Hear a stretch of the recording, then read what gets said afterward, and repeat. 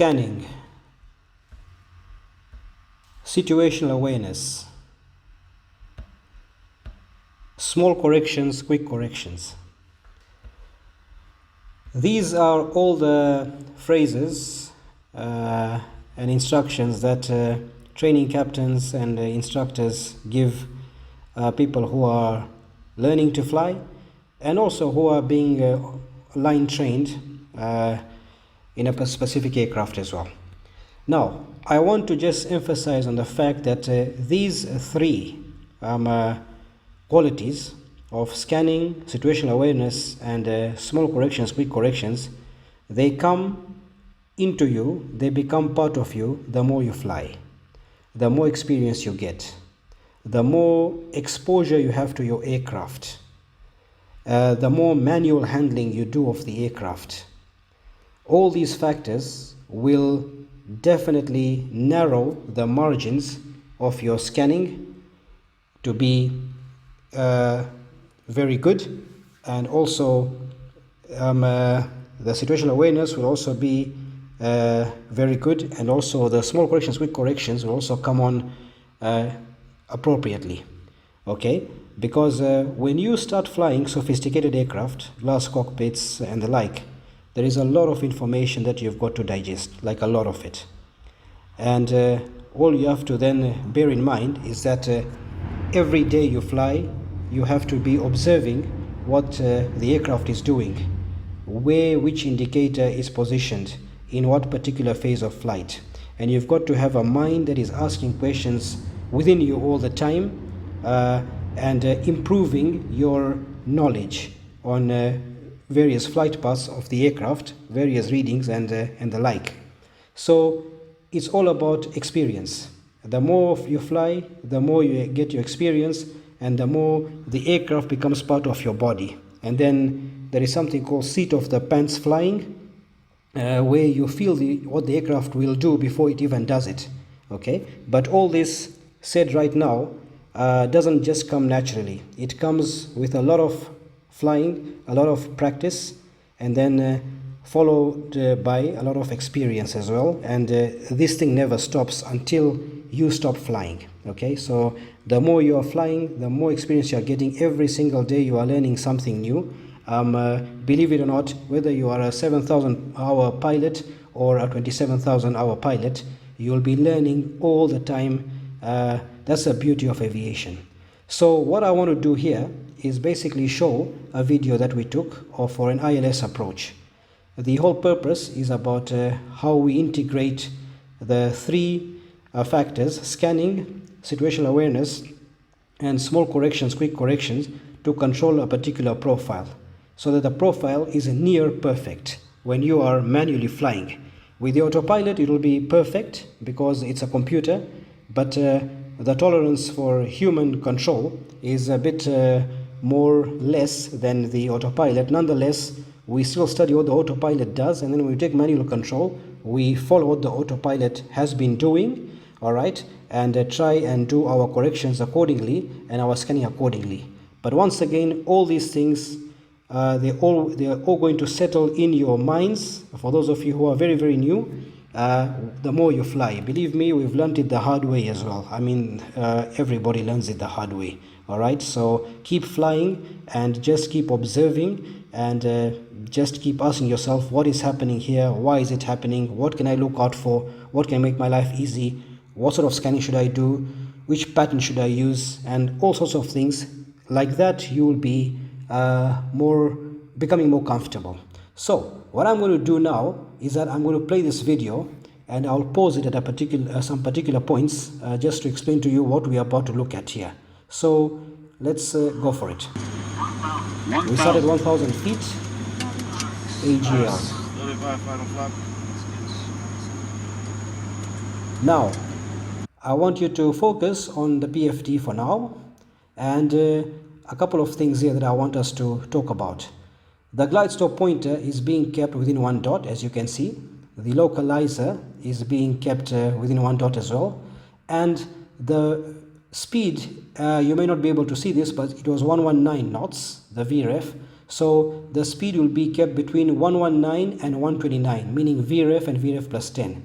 The trend vector will be bobbing up and down due to wind gusts, but that's all temporary. So we don't actually overreact or react on the trend vector. If it shoots high up, you keep it the way it is, and then you never add or subtract a lot of power. You just keep it the way it is, because that is just a temporary momentary thing that happens because of a wind gust or a strong updraft, which has increased your performance and then followed by a decrease in performance. We call these type of little things like wind shear. They come on a very major scale in some cases, but in certain cases when it's the ground is very hot and thermals are hitting you from the bottom, you often tend to get these changes in speed. But nonetheless, the idea is to keep the speed between VREF and VREF plus 10 as much as possible, and that depends on the torque. My earlier video on the torque and how to set the torque explained that the torque must be within +2 or maximum +3% of the landing weight of the aircraft on that particular day in that particular configuration. All right, which we get from the some companies will use an electronic method. Other companies, like the one I'm in right now, is using a speed book where we get the landing weight. So I'll even show you that as we progress through the presentation.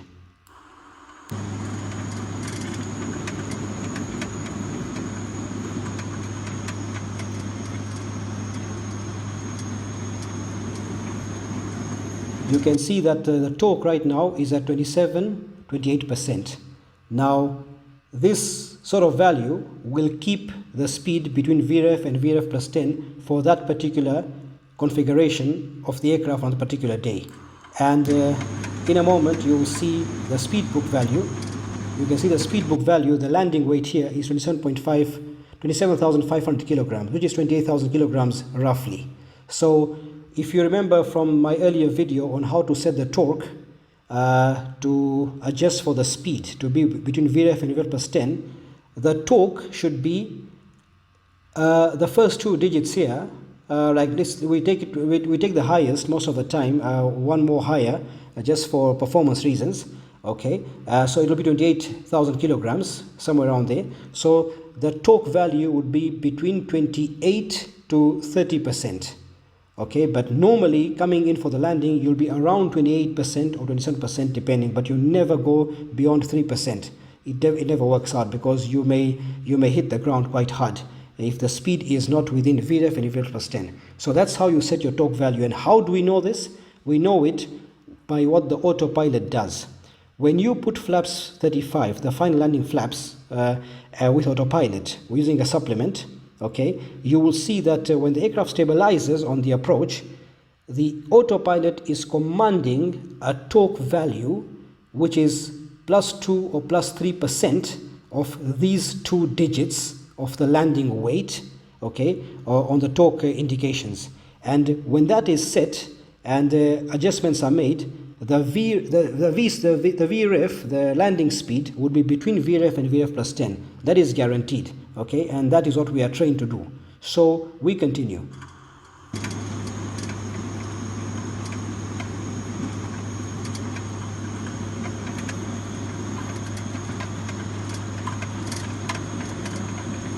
You can see still around 29%, as you can see. Okay, very important.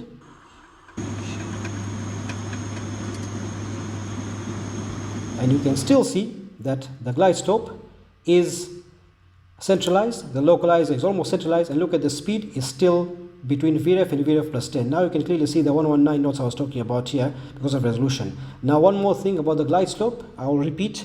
The wing bars are between the horizon line and the -5-degree line. You can see that they are being kept somewhere in this box here. And if you then glance at your vertical speed indicator, this vertical speed indicator would be somewhere between 600 to 800 feet per minute, okay, which is typical of an ILS profile, a 3-degree profile for ILS and a 3-degree profile for the VNAV approach, where you have a pink VNAV bar here if you are doing a non-flight director VNAV approach, like an RNAV approach, okay. And of course this trend vector will definitely, as I said, bob up and down due to the conditions outside, and the vertical speed here should never go above 1,000. Okay, sometimes it can happen, but then just correct it quickly. That's why we say small corrections, quick corrections. And the main cue, which is very much visible for keeping the ILS on profile, is this wing bar. If you keep it here, I keep emphasizing that, this indicator will definitely be between the center and the one dot. And then if you just quickly glance at this reading here, it will be between 600 and 800 feet per minute. But this is very small to scan most of the time, so we take a bigger picture here, a bigger object that we can actually have it in front of us, right in front of us, staring at us, which we can play with, and at the same time make sure that we are keeping the vertical speed within limits and within good parameters. The localizer, basically, you must remember that you always just continue facing the aircraft into the wind, okay, in proper maneuvers, so that it's always centralized, because the localizer will be moving left and right depending on where the wind is going to be pushing you. Okay, so we continue with the video.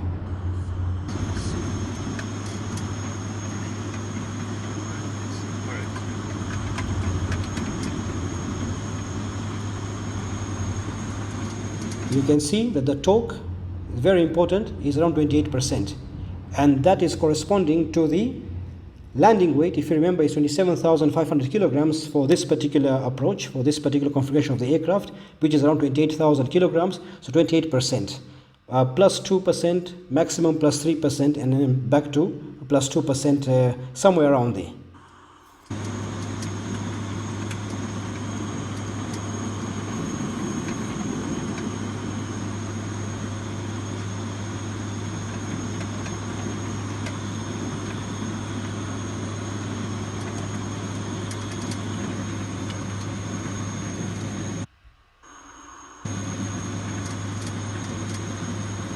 And now we're coming for the landing. The camera was positioned a bit high, 50, but the landing 40, was 30, amazingly done by the 10. first officer who was flying with this approach.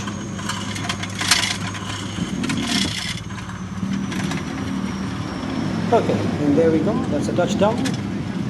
A near perfect approach that the first officer flew, which he will tell you exactly in his own assessment. Okay, so now what we do, that's about it from the narration of this video. The next slide which is coming is basically myself telling you what was happening, and also what the first officer was trying to do. Of course, he's also an equally very good pilot we have, and all of them are, and they are quite competent in what they were doing. So let's just round up this presentation, and I hope you have learned and picked up one or two things from it. Otherwise, that's about it for now. 1,000. Hello. So we're now in Lusaka, and what you saw there in the approach was an ILS raw data being flown. What we were trying to actually show you is how the scanning works. So if the camera can go here, right now you won't see much, but if you remember, the localizer was here, the ILS was there, and my earlier videos told you that this wing bar is very important to keep it between the horizon and the -5-degree line. So you can see the first officer was Matthews, who was flying this aircraft. He was actually keeping this wing bar between the horizon -5-degree line. He was making sure the glide slope pointer was exactly centered, correcting as he went along, and the vertical speed indication was between 600 and 800 feet per minute, which is quite typical. And the localizer was here, and then there was a speed here. Now, what he did to show you, he put flaps 35 with autopilot, which means that the autopilot was commanding a torque of approximately 28%, which is based on the maximum the landing weight under those conditions, which is another earlier video I even made about, and it was ±3 depending on the wind gusts and the thermals. So you could see that the autopilot was commanding around 28% ±3, rather +3 or +2%, and that kept the VREF plus 10 to VREF on the indicated airspeed. So the scanning was basically done from here. This was your glide slope, which is also your VNAV profile, and then there is a vertical speed indicator, the localizer, and the torque, which is somewhere around this value, the first two digits, plus or minus 2 or 3% to keep the VREF. It all changes because as a profile is progressing, we're always having things to deal with, like thermals, updrafts, turbulence, so we always adjust with small corrections and quick correction. So Matthew did a wonderful job, and I wanted him to actually say how he felt. So I will now actually just tell him to speak. Yeah, Matthews? the approach is good. A Yes. bit bumpy on the as we approached because of the thermals. Yes. Yeah, I think the heating of the layer. So tell me layer, something. yeah. How do you scan?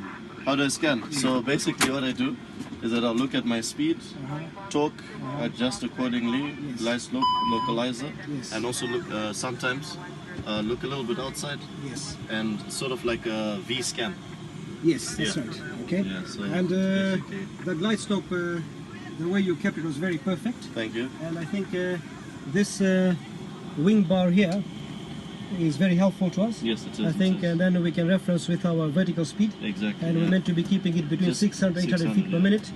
The At least speed, below 1,000 feet per minute. exactly. The speed was also well controlled. Yep. And the torque was exactly well controlled as well, like the autopilot wanted us to do. Yeah. We went manual. Yes. So overall, very good flying, Matthews. Thank you very much, It's Captain. always a Appreciate pleasure. it. Yeah. And Yeah. now we're on our way to back home, right? Yeah. Okay. Back Thanks, to Matthews. Lilongwe. Enjoy. Yeah. Cheers. Yeah.